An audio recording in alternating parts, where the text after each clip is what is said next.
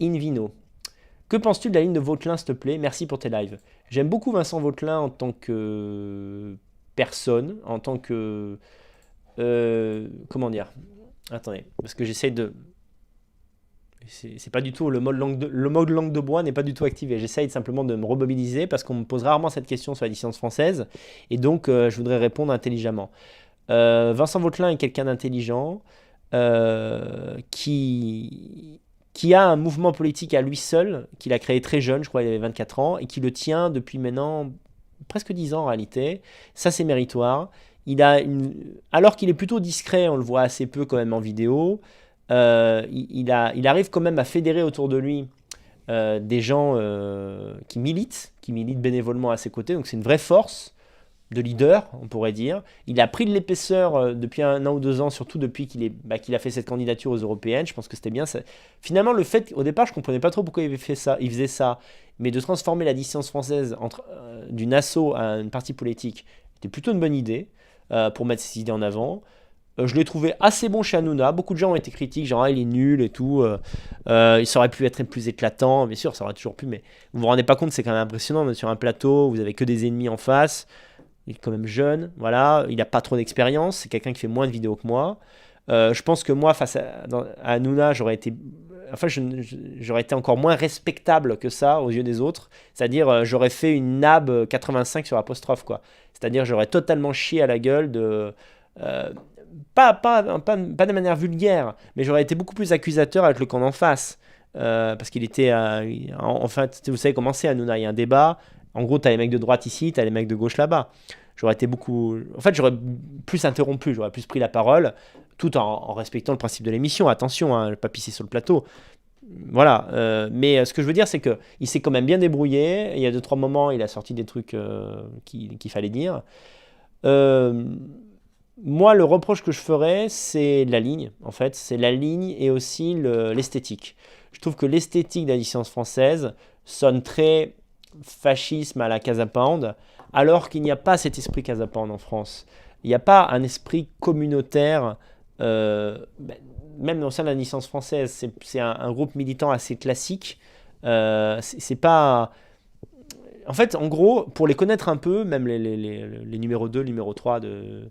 on était amis parce qu'on habitait la même ville et on se connaissait bien, là. Ils se reconnaîtront. Je dis pas les prénoms parce que je sais pas si vous voulez qu'on le sache, mais je connais bien Vauquelin et je connais encore plus 2 ou 3 de ses lieutenants. C'est des gentils garçons, c'est pas l'esthétique fasciste drapeau noir ne sert en rien la cause qu'ils défendent. Ça, c'est ce que je crois vraiment. D'autant qu'ils n'ont pas cette virilité exacerbée et un peu bas du front que peuvent avoir les skinheads. Quand t'es un skin, tu peux avoir une esthétique comme ça. Quand t'es pas un skin, dans le monde d'aujourd'hui, je vois pas l'intérêt. C'est le premier point. Après, la ligne, en gros, révolution conservatrice, je le dis, pour moi, c'est des conneries. C'est des conneries, c'est-à-dire qu'il faut épouser, selon moi, le monde moderne est comme ça, on va pas le changer. Et toute idée du retour à est une mauvaise option. Il faut prendre le monde tel qu'il est et dire, voilà, dans le contexte où nous sommes aujourd'hui, ce qu'on peut proposer aux gens, c'est ça. C'est vivre le monde contemporain entre Européens. Et au milieu de ça, nous, on créera de la culture de droite. Mais en aucun cas, il y aura un retour en arrière de la société. C'est-à-dire, en fait, en gros, j'ai l'impression qu'il faudrait que je développe plus, il faudrait que je fasse une vidéo entière là-dessus. Il y a toujours ce désir à la fois dans l'esthétique, de faire des trucs qui plaisent aux jeunes fachos, comme ça, qui les excitent un peu, qui excitent leur désir de coller et tout. Et en même temps, sur le papier, il y a la volonté de dire bonjour à l'œuvre française. Genre, on est quand même des nations, hein, on est quand même tradis. C'est une ligne intermédiaire qui ne séduira pas les foules. Ça ne séduira pas les foules parce que c'est un mensonge à nous-mêmes en fait. On est des produits de la modernité. On est comme ça, d'accord. On a tous eu une jeunesse faite de jeux vidéo, faite de soirées à la con où on a trop bu, faite un peu de médiocrité, comme ça, hein. Et il y a une arrogance, je trouve, à mettre en avant, voilà, une ligne aussi ambitieuse et qui ne correspond pas à la capacité, aux aptitudes même de la jeunesse de droite. En fait, en gros, ce que j'essaie de dire, c'est que c'est quand même un peu de la pause. Voilà, ça, c'est ça que j'aime pas. Voilà. Donc là, ça paraît pour un clash, mais pas du tout. C'est juste que vous me posez une question, je vous réponds. D'ailleurs, je ne sais pas si ça tient encore, mais je suis toujours membre d'honneur de la dissidence française. Parmi tous les groupes nationaux, je pense que ça n'est plus intéressant, ça n'est plus dynamique. Les gens, en général, à l'intérieur, sont des gens de qualité. Il y a une petite porosité quand même entre certains membres de la dissidence française et les braves. Pas partout, pas dans toutes les sections, mais quand même. Je trouve que parfois, dans les membres, il y a encore un peu trop d'influence soralienne. Il y a encore un peu trop de complotisme. Mais c'est mon point de vue. Voilà. En tout cas, en tant que leader, il fait son bonhomme de chemin. Je trouve qu'il n'est pas, il est pas vraiment.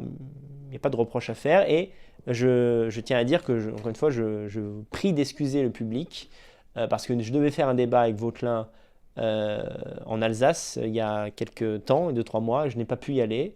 C'est assez rare. Je crois que c'est la première fois que j'annule une conférence et que ça ne passe pas du tout pour une défilade, une dérobade. S'il y a une autre occasion de faire une discussion, parce que débat, le mot, je réserve plutôt ça à des gens qui sont des adversaires. Je ne considère pas Vincent Vauquelin comme un adversaire. C'est plutôt une discussion sur le thème, un thème très intéressant qu'a voulu, et je vois d'ailleurs où il veut en venir, Vincent Vauquelin, Occident contre Europe. Très intéressant comme discussion. À l'occasion, on pourra refaire ça, soit où habite Vincent, soit à Paris, avec plaisir. Voilà. Désolé, j'ai passé beaucoup de temps sur cette question. Alors, j'en suis où, moi? Attendez, ça c'est dit. Ah merde, putain, je suis là. Ah ouais, c'était Veritas Vino. Voilà, donc... Ah, Gros Didier, salut. Salut Daniel, encore un excellent live ce soir. Cela dit, j'étais très mitigé du live sur la décadence. C'était pas un live, hein, c'est une vidéo enregistrée que j'ai diffusée en live pour qu'il y ait des commentaires en direct. Ayant par exemple pas mal de sympathie pour De Benoît. Enfin bon, bonne continuation amicalement. Pas de problème, écoute, j'accepte les avis divergents, il n'y a aucun souci. Euh, oui, je vois dans le chat, il faut tirer vers le haut. Je dis pas qu'il ne faut pas tirer vers le haut, j'ai peut-être pas été clair. Ce que je veux dire, c'est que il faut pas vendre. Ah, j'ai oublié la licorne, tiens. Merci pour Guillaume Grodidier. Ah, c'est marrant, mais on oublie tout le temps. Je dis que. Comment dire? C'est comme faire un bug, un P de cerveau. Je trouve pas cohérent de mettre en avant une ligne qui ne correspond pas à ton essence. D'accord? C'est comme si moi, j'étais le même Daniel et que, en fait, je vous disais, je suis CD-vacantiste, hyper bigot, enfin hyper, non, je dirais pas ça de moi, évidemment, si j'étais CD-vacantiste, hyper croyant, je sais pas comment vous dire, il y a un paradoxe, il y a quelque chose de l'inauthentique un peu là-dedans. C'est-à-dire, en fait, il y a encore se draper des oripeaux d'un fascisme mort. Et ça m'a amusé de le faire à l'époque du dictateur sur le modèle du divertissement. Maintenant, je trouve ça con de faire ça. Voilà, c'est tout. Comme le pétinisme, par exemple, je trouve ça. C'est pas que je clash Pétain, c'est que je trouve que je vois pas en quoi Pétain, je veux dire, la ligne pétiniste peut avoir un sens dans le monde d'aujourd'hui. C'est ça que je veux dire. Ça n'a pas de sens. C'est